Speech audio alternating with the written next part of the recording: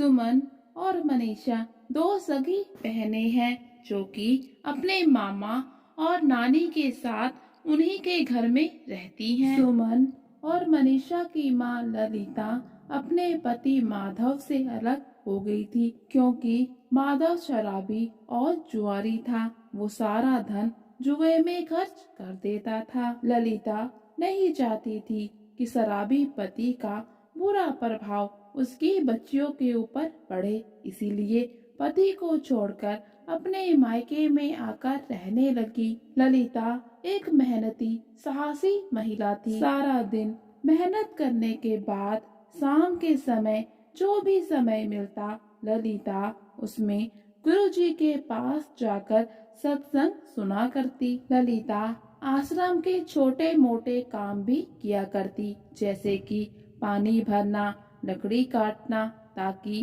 गुरुजी की सेवा का फल भी मिल सके। गुरुजी भी ललिता की सेवा भाव से बहुत ही खुश होते हैं। गुरुजी ललिता के अतीत के बारे में सब कुछ जानते हैं कि ललिता पति को छोड़कर दो बेटियों के साथ मायके में रहती है। ऐसे ही समय बीतता है। ललिता सारा दिन मेहनत करती, शाम के समय जाकर गुरुजी का सत्संग सुनती। ललिता की बेटियां भी अब बड़ी हो रही थी, उसको उनके भविष्य की चिंता भी रहती थी। और फिर कुछ ही समय के बाद ललिता के भाई दीपक की शादी पायल नाम की एक लड़की के साथ हो जाती है। पायल सुमन और मनीषा से बहुत प्यार करती है। वो उनको बिल्कुल माँ जैसे रखती है। और फिर एक दिन ललिता गुरुजी से कहती है, गुरुजी, मुझे अपने बच्चों के भविष्य की हर समय चिंता लगी रहती है। ना जाने मेरे बाद उनका क्या होगा, कौन उनका ख्याल रखेगा, कौन उनको जरूरत का सामान ला कर देगा। तो फिर गुरुजी ललिता को एक बक्सा देते हैं और बताते हैं, तुम इस बक्से से जो कुछ भी मांगोगी वो ये बक्सा तुम्हें लाकर देगा। लेकिन अगर तुम कभी भी लालच या फिर किसी का नुकसान करने के उद्देश्य से इस बक्से से कुछ भी मांगोगी तो उसका विपरीत फल भोगना होगा। इस बक्से को हमेशा ही सही हाथों में देना। ध्यान रहे कि ये बक्सा गलत हाथों में ना जाए, नहीं तो इसका फल अच्छा नहीं होगा। ललिता बक्से को घर ले आती है। घर आकर बक्से के बारे में अपनी दोनों बेटियों को बताती है कि ये एक जादुई बक्सा है जो कि गुरुजी ने उसे दिया है। तुम दोनों बहनें जब भी कोई जरूरत हो तो इस बक्से से बोल सकती हो। तुम्हारी हर जरूरत को ये बक्सा पूरा करेगा। लेकिन ध्यान रहे इसके बारे में किसी को भी नहीं बताना। दोनों बहनें भी बिल्कुल ऐसा ही करती हैं। वो बक्से के बारे में किसी को भी नहीं बताती। और फिर जब भी दोनों बहनों को किसी भी सामान की जरूरत होती है तो वो बक्से से मांग लेती हैं। एक बार सुमन के पास स्कूल जाने के लिए हिंदी की पुस्तक नहीं होती तो वो बक्से से हिंदी की पुस्तक मांगती है जो उसे तुरंत मिल जाती है। और फिर समय बीतता है। एक रोज ललिता की तबीयत बहुत ज्यादा खराब हो जाती है। ललिता जान जाती है कि वो अब नहीं बचेगी, इसलिए दोनों बेटियों को अपने पास बुलाकर बिठाती है और कहती है, बेटा अपना ध्यान रखना, दोनों बहनें हमेशा साथ में ही रहना, कभी भी अलग मत होना, अपने बक्से को भी अपने साथ ही रखना। शायद मैं अब नहीं बचूंगी, इसीलिए तुम दोनों को ही अब एक दूसरे का ध्यान रखना होगा। और फिर ललिता के जाने के बाद दोनों बहनें हर समय साथ में ही रहती, साथ में ही पानी भरने जाती, स्कूल जाती और घर के काम भी साथ साथ में ही करती। पायल भी दोनों बहनों से पहले से भी ज्यादा प्यार करने लगती है, ये सोचकर कि अब इनका है ही कौन हमारे सिवा। और फिर एक रोज पायल और दीपक किसी काम से घर से बाहर चले जाते हैं।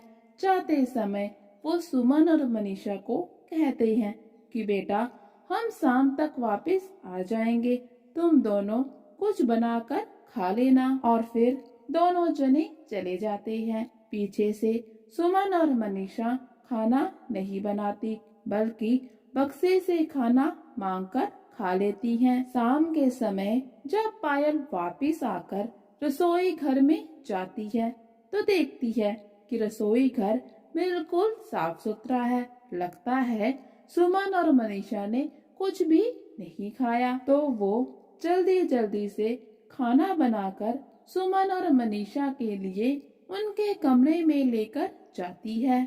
कमरे में जाकर देखती है कि थाली में थोड़ा सा बचा हुआ खाना रखा हुआ है। लेकिन ऐसा कैसे हुआ? रसोई इतनी साफ कैसे हुई? पायल दोनों ही बहनों से पूछती है, तुम दोनों ने खाना खाया या फिर नहीं? मैं तुम्हारे लिए खाना बनाकर लाई हूँ। तो फिर सुमन और मनीषा कहते हैं, नहीं मामी जी, हम तो खाना खा चुके। पायल कुछ भी नहीं कहती और कमरे से वापस आ जाती है। और फिर कुछ दिनों के बाद फिर से पायल और दीपक घर से बाहर जाते हैं। फिर से बिल्कुल ऐसा ही होता है। रसोई घर बिल्कुल साफ मिलता है, लेकिन सुमन और मनीषा खाना खा चुके होते हैं। और फिर पायल दोनों बहनों पर नजर रखना शुरू कर देती है। वो सुमन और मनीषा को झूठ बोलती है कि आज वो अपनी बहन से मिलने जा रही है। पायल घर से निकलकर कुछ समय बाद वापस आ जाती है।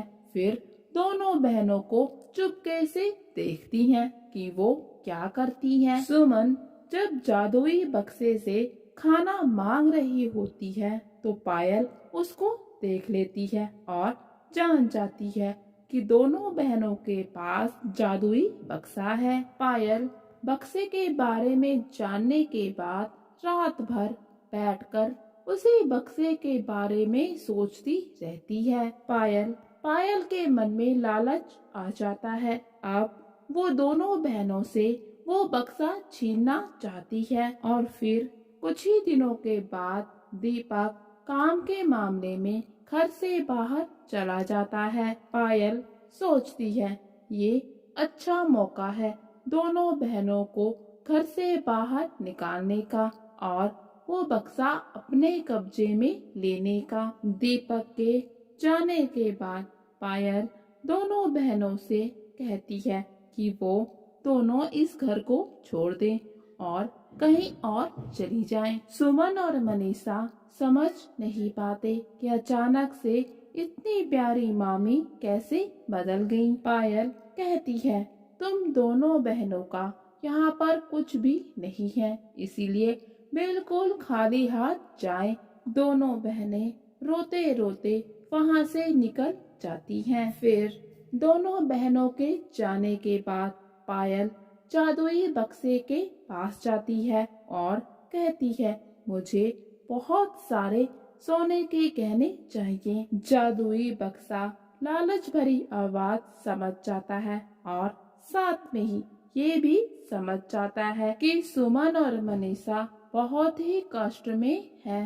जादुई बक्सा पायल की आवाज सुनकर पायल के सर पर बैठ जाता है। पायल बक्से को नीचे उतारने की बहुत कोशिश करती है, लेकिन असफल रहती है। जब बहुत कोशिश करने के बाद भी बक्सा सर से नीचे नहीं उतरता तो पायल बहुत परेशान हो जाती है और कहती है कि ऐसा क्यों हो रहा है। और फिर बक्सा पायल से कहता है, तुमने सुमन और मनीषा के साथ अच्छा नहीं किया। अब मैं तुम्हारे सर पर तब तक बैठा रहूंगा जब तक सुमन और मनीषा सही सलामत घर वापस नहीं आ जाती। इतने में उसका पति दीपक भी घर आ जाता है। उसको सारी बात का पता चल जाता है, जिससे वो पायल पर बहुत गुस्सा होता है। फिर वो सुमन और मनीषा को ढूंढने के लिए निकल पड़ता है। दीपक सुमन और मनीषा को ढूंढकर घर वापस ले आता है। फिर पायल को भी अपनी गलती का एहसास हो जाता है। वो सुमन और मनीषा से माफी मांगती है।